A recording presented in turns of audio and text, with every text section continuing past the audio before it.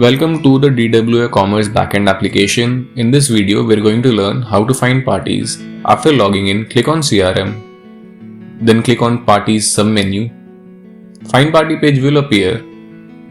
We can find parties based on the party ID, user login ID, first name, last name, or the company name associated with the party.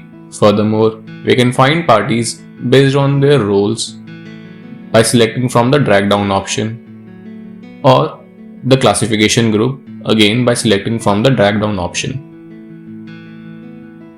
We can also use postal address, telecom number, email, or identification number to find parties.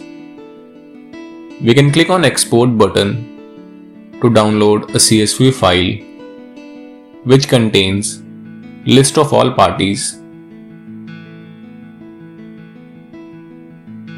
For this video demonstration, we are going to find party based on the party ID. After entering the party ID, click on Find button. If the credentials are valid, we will get a hit. Click on the party ID link to open up the party profile. Here we can make the updates that we want. Thank you.